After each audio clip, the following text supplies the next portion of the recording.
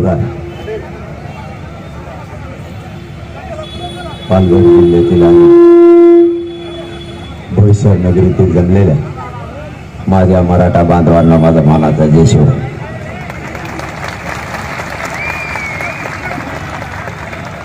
मराठा आरक्षणाचा लढा खूप दशकांपासून काय रेकडे कोपऱ्यात काय आहे तुमचं?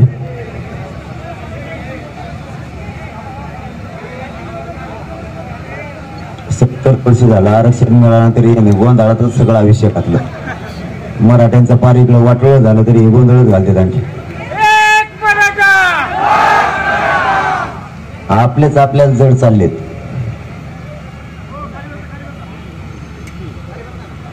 मराठा आरक्षणाचा लढा हा खूप वर्षापासून सुरू आहे. मराठा समाजाचं आरक्षण मराठा समाजाला दिलं जात नव्हतं. महाराष्ट्रातल्या कानाकोपऱ्यातून मराठा समाज एक झाला आणि महाराष्ट्रातल्या मराठा समाजाला आरक्षण देण्यासाठीच्या नोंदी मिळायला लागल्या. मराठा समाजाला आरक्षण देण्यासाठी कायदा पारित करावा लागेल आणि कायदा पारित करण्यासाठी आधाराची आवश्यकता आहे. मराठा समाजाचा आरक्षणाचा विषय कायमचा जर मार्गी काढायचा असला तर मराठा समाजाला पुराव्याची आवश्यकता आहे. ओबीसी प्रवर्गात जर मराठा समाजाला जायचं असलं किंवा कोणत्याही जातीला समूहाला जर ओबीसी प्रवर्गात यायचं असलं तर ती जात मागास सिद्ध असायला लागते, तरच ओबीसी आरक्षणात जाता येत, नाही तर जाता येत नाही.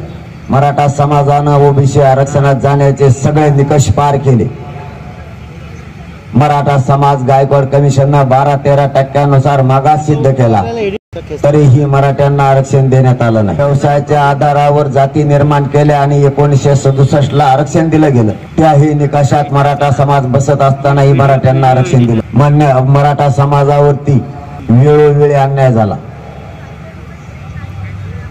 मराठा समाजानं अन्याय किती दिवस सहन करायचा आणि पोरं सुशिक्षित बेकार किती दिवस बघायचे हे मराठा समाजाच्या लक्षात आल्यानं मराठा समाजानं ताकदीनं लढा उभा करायचा ठरवलं. मराठा समाजाचा लढा सुरू झाला.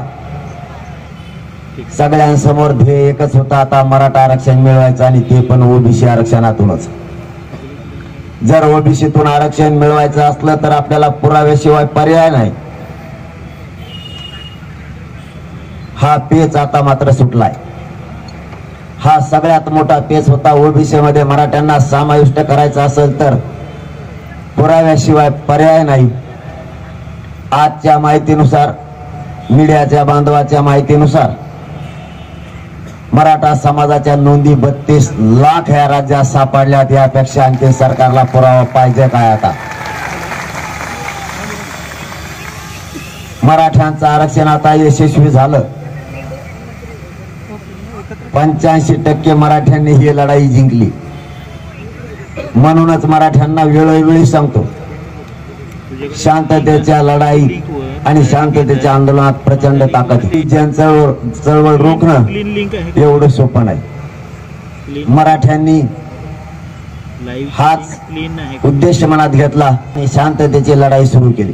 त्याचे सगळे निकष पाळून शांततेच्या आमरण उपोषणाचे सगळे नियम लक्षात घेऊन आमरण उपोषण सुरू झालं.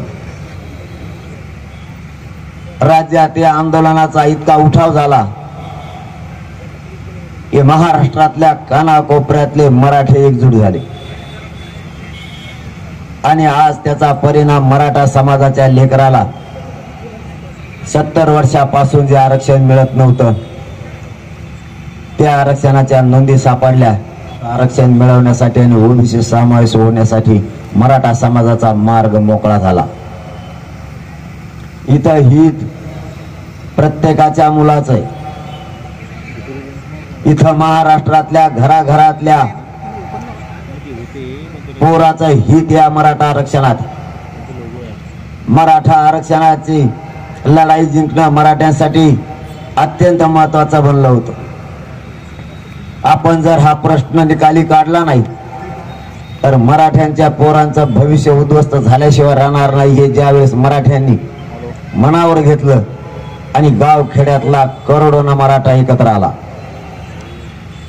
सरकारनेही या आंदोलनावर बारकाईने लक्ष ठेवलं आणि सरकारने ठरवलं आता मराठ्यांना आरक्षण दिल्याशिवाय पर्याय नाही. कारण त्याचं कारणही तसंच होतं. मराठा समाज ओबीसीत असतानाही मराठ्यांना आरक्षण दिलं नाही. हे याचं मूळ कारण असल्यानं मराठ्यांना कुणकुण लागली की आपल्या नोंदी आहेत परंतु जाणून बुजून त्या बाहेर काढल्या जात नाहीत आणि मराठ्यांना षडयंत्र रचून आरक्षण दिलं जात नाही हे मराठ्यांच्या लक्षात आलं. जर 70 वर्षापासून मराठ्यांना आरक्षण होतं तर मग आरक्षण का दिलं नाही? 1805 पासून 1967 पर्यंत आणि 1967 पासून 2023 पर्यंतच्या नोंदी सापडायला सरकारनं सुरुवात केली. समिती ही दर दिवस याच विषयावर काम करते.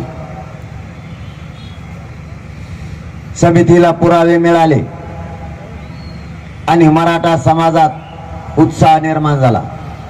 कारण मराठा समाजाच्या पोरानं ऍडमिशन घ्यायचे सुद्धा आता बंद केले होते. कारण किती वेळेस आपण परीक्षा द्यायच्या आणि किती वेळेस आपला नंबर हुकणार.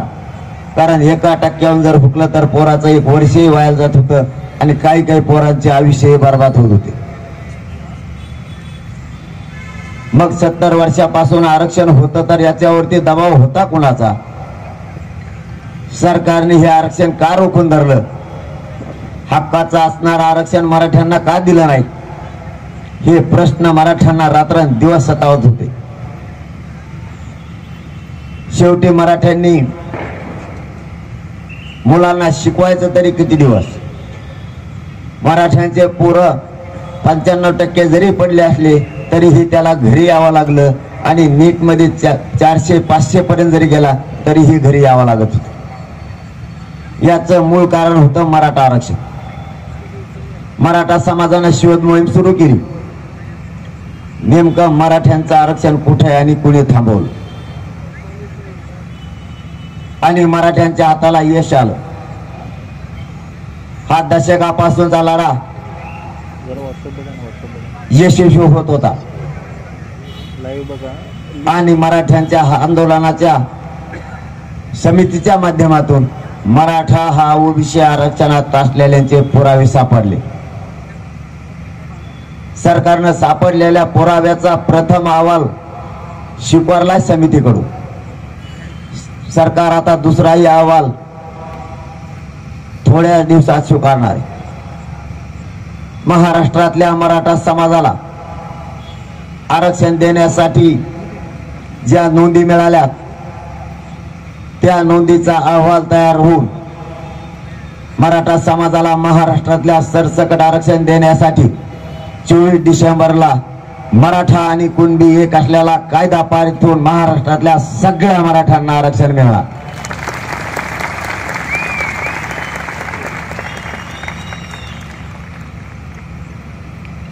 मराठा समाज आणि मराठा समाजाचे विद्यार्थी पुरते खचत चालले होते की ही लढाई खूप दशकाची असूनही कोणत्या कारणानं मराठ्यांना आरक्षण मिळत नाही. आता मराठ्यांना याचं उत्तर मिळाल्यामुळं मराठा समाज राज्यातला उत्साही झाला की आता मात्र मराठ्यांना आरक्षण मिळणार आहे. म्हणून महाराष्ट्रातला मराठा समाज सगळा खरबडून जागा झाला आणि घराघरातले मराठे एक झाले. जिथं कुठं आपला कार्यक्रम आहे त्या कार्यक्रमाच्या ठिकाणी नोकरदार वर्ग असो, व्यावसायिक असो, शेतमजूर असो किंवा शेतकरी असो किंवा सामान्य मराठा असो, महाराष्ट्रातले अखंड मराठी कार्यक्रमाच्या ठिकाणी जमायला लागले. त्या मुलाची वेदना घेऊन आलेले मराठे कार्यक्रम सोडून जात नाहीत. कारण कार्यक्रमाला आणि एकजूट दाखवायला मराठी आता कशालाच ना उन्हाला ना थंडीला जुमानाला तयार नाही. आपल्याकडे थोडी संख्या कमी आहे. तुम्ही जरा गावोगावी जायला कमी पडले का? पण लोकच एवढे तिकडे. तर कोणी हा नाही काही म्हणते का नाही? तुमच्याकडे लोकच एवढे आहेत का तुम्ही जायला कमी पडले? कमी आहेत का? बरं बरं, मग एवढ्यात लय झाले. आम्ही आहेत ना सगळे तिकडे. आम्ही कशाला आहे? आम्ही तुमच्या सोबत आहेत आणि मराठ्यांना आरक्षण मिळवून दिल्याशिवाय आम्ही थांबत नाही. तुम्ही फक्त आहे तेवढ्यांची एकजूट ठेवा. सरकार कसं आरक्षण देत नाही ते आपण बघू. सरकारच्या छताडावर बसून जर आरक्षण नाही घेतलं तर मराठी नाव सांगणार नाही.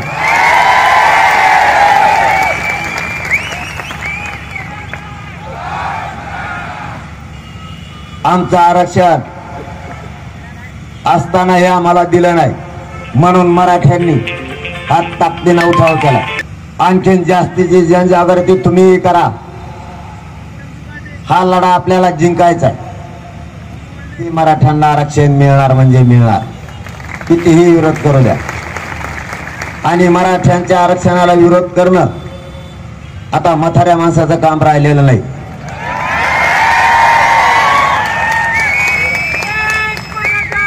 कारण कायद्याच्या पदावर बसून कायद्याचा गैरवापर करायचा, पदाचा गैरवापर करायचा, स्वतः दुसऱ्यांच्या लेकराचंच खायचं आणि प्रश्न सुद्धा उलटे विचारायचे. कायदा पायदळी जो तुडवतो त्या माणसाकडून दुसऱ्याला सल्ल्याची आवश्यकता आता नाही. तुम्ही जाती जाती तेढ निर्माण करायला लागले. आरक्षणापायी तुम्ही एक सख्या लहान मोठ्या भावांमध्ये झुंज लावायला लागले. हे तुम्हाला शोभत नाही. जर तुम्ही असे वक्तव्य करायला लागले, मराठी तर तुमच्यापासून लांब गेलेच, पण तुमचा ग्रामीण भागातला ओबीसी बांधव सुद्धा तुमच्यापासून लांब जायला लागला. कारण तुम्ही त्यांना अडचणी निर्माण करायला लागले असं बोलू. कारण आजही ओबीसी बांधव आणि मराठा बांधव गावागावात एकमेकांना अडी अडचणीच्या काळात मदतीला येतात. आताही त्या दोघांचा एकमेकावर जीव. जर मराठ्यांच्या नोंदी सापडल्या असतील तर मराठा समाजाला आरक्षण दिलंच पाहिजे असे ग्रामीण भागातल्या ओबीसी बांधवांचं आताही मत आहे. मग तुमच्या राजकारणाच्या फायद्यासाठी तुम्ही आमच्या जातीय तणाव निर्माण करण्याचा प्रयत्न करू नका. कारण एकतर तुम्ही संविधानाच्या पदावर बसलात आणि भाषा जातीय जातीमध्ये तेढ निर्माण करणारी करता. परंतु मराठा समाज आणि तुम्हालाही माझं आव्हान आहे, आपण शांततेने घ्यायचंय. आपल्याला उचकवण्याचा प्रयत्न केला जाईल, उचकू नका. कारण आपल्या लेकराच्या आरक्षणाचा दिवस आता जवळ आलाय. मराठ्यांच्या आरक्षणाचा विजयाचा सुरक्षण जवळ येऊन थांबलाय. आपण कोणीही उद्रेक जाळपोळ होईल असं आंदोलन करायचं नाही. कारण आपल्याला उचकवलं जाईल. आपल्या लोकांना ताबडतोब राग येतो, त्या हिशोबाने समोरचा शब्द फेक करत असतो. आपण त्यांचा होणारा आपला अपमान पचवायचा. कारण आपल्या लेकरांचं थोड्या दिवसात कल्याण होणार आहे. त्यांच्या आता लक्षात आलंय मराठा समाजाच्या नोंदी सापडल्या म्हणजे मराठा समाज ओबीसी आरक्षणात आला. मग त्यांच्या समोर एकच पर्याय, जाती जातीत वाद निर्माण करणे. तरी हरकत नाही, पण मराठ्यांनी जाती जातीत तणाव निर्माण होऊ द्यायचा नाही, शांत राहायचं. मी कधी सहन करत नाही. मी खरं ते तुम्हाला सांगतो, मराठा आरक्षणाच्या विरोधात जर कोणी बोलला तर मी त्याला सोडीतच नाही, मग तो कुणी बी असो.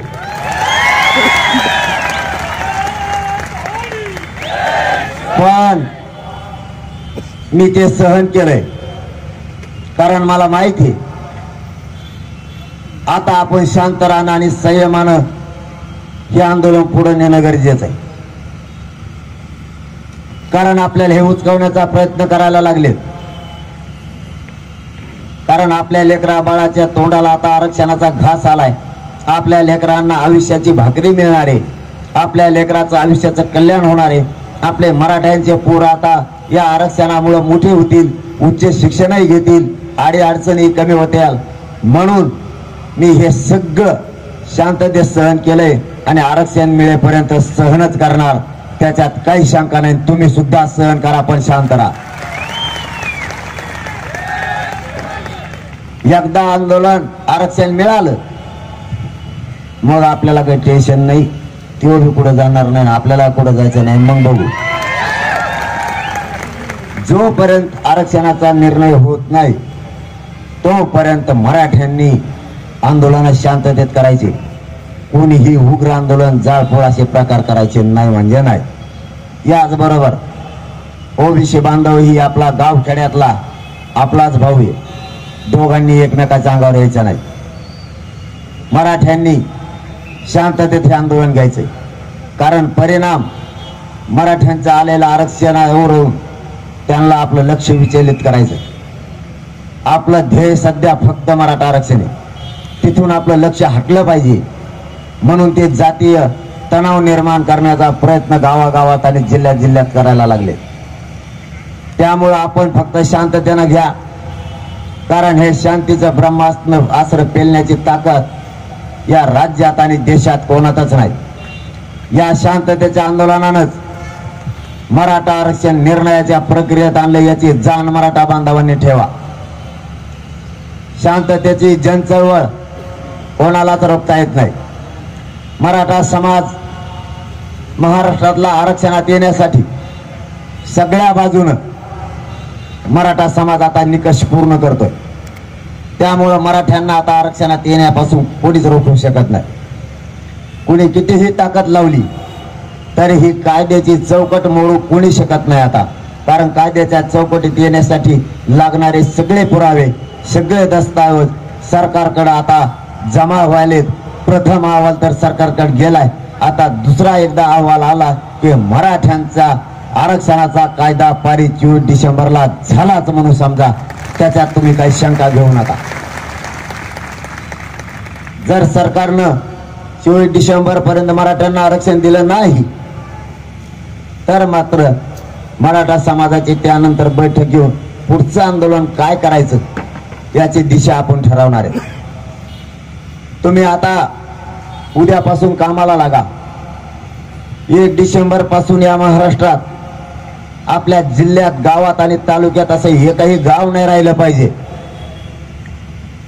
की त्या ठिकाणी साखळी उपोषण सुरू नाही झालं. गाव तिथं साखळी उपोषण बसलं पाहिजे. अशी तयारी उद्यापासून करा.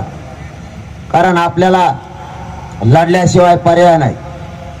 आपली सुद्धा 24 डिसेंबर पर्यंत कसोटी आहे. आपल्यासाठी ही कसोटीचा काळ ह्या 24 डिसेंबर पर्यंत असणार आहे. त्यामुळे सगळ्या मराठा बांधवांनी, सगळ्या माता माऊल्यांनी, सगळ्यांनी एकजूट करा. आरक्षण हे सगळ्यांसाठी महत्वाचं आहे. या आरक्षणामध्ये ना माझा फायदा होणार ना तुमचा. महाराष्ट्रातल्या घराघरातल्या मराठ्यांच्या लेकराचा या आरक्षणामुळे फायदा होणार आहे. म्हणून या लढाईत कोणीच आता मागे राहू नका.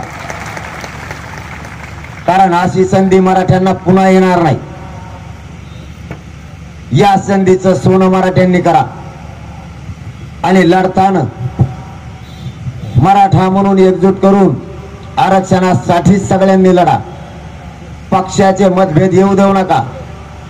तुमचे वैयक्तिक मतभेद याच्यात येऊ देऊ नका. कारण शांततेनं तुम्ही एकजूट ठेवा. मराठ्यांच्या पदरात 100% आरक्षण मिळाल्याशिवाय आता राहत नाही. कारण तशी तयारी ही लढण्याची मराठ्यांनी केली. मला आणखीन 3 कार्यक्रम आहेत नाशिक त्र्यंबकेश्वर पर्यंत. म्हणून मला जास्तीचा वेळ आता घेऊ नका. आरक्षणाच्या बाबतची सगळी माहिती जवळपास तुम्ही बघता. आपण मीडियाच्या बांधवाच्या समोरच जास्तीची मांडतो. घराघरात त्या माध्यमातून मराठा समाजासमोर ही माहिती गेली. मला आणखी 3-4 कार्यक्रम असल्या कारणानं पाठचे दर दिवस 4 वाजायला लागले, दर दिवस. आणि मी ही थांबतही नाही आणि थकत पण नाही. सकाळी 8 वाजल्यापासून निघल्यापासून सलग रात्रंदिवस मराठा समाजाला जागृत करून त्यांचे आशीर्वाद घेण्यासाठी मी प्रत्येक गावागावात जातोय. मला डॉक्टरने आराम करायचं सांगितलेलं असतानाही मी करत नाही, कारण मला माहिती आता जर मी झोपलो तर मराठा समाजाचं वाटोळं झालं म्हणून समजा. म्हणून जीवाची कदर आता करायची नाही. पण एकदा ह्या मराठा समाजाच्या पदरात हे आरक्षणाचं पुण्याचं दान टाकायचं आणि या मराठा समाजाच्या लेकरावर आरक्षण देऊन चेहऱ्यावर मराठ्यांच्या लेकराच्या हसू आणि आनंद बघायचा, एवढं स्वप्न घेऊन रात्र दिवस तुमच्या दर्शनासाठी येतो.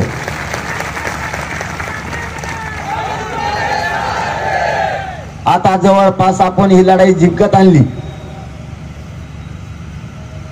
त्यामुळं तुम्ही असेच एकजुटीनं राहा. मला गाडीत बसल्यावर कोणीतरी सांगितलं इथून नाशिकला जायला आणखी 2.5 घंटे लागते.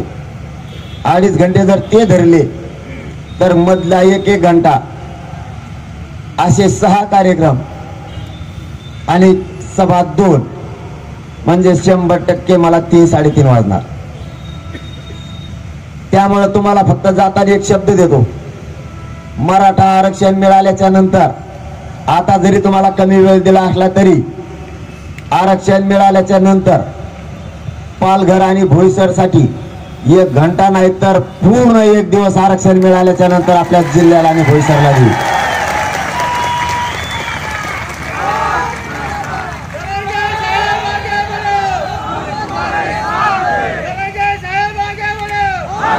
पूर्ण 1 दिवस तुमच्या जिल्ह्यासाठी आणि तुमच्या भोईसरसाठी. जितका मोठा घ्यायचा, जितका बारीक घ्यायचा तितका घ्या. आम्ही एकदा शब्द दिला की पाळतो, कारण मी माझ्या मराठा समाजाशी प्रामाणिक आहे. मी माझा प्रामाणिकपणा समाजासमोर सिद्ध केलेला आहे. त्यामुळे मी शब्द मोडत नाही. याचबरोबर जाता जाता तुम्हाला पुन्हा एक शब्द देतो, मी या समाजाला मायबाप मानलंय. आरक्षण मिळेपर्यंत या समाजाशी मी कधीही गद्दारी करणार नाही.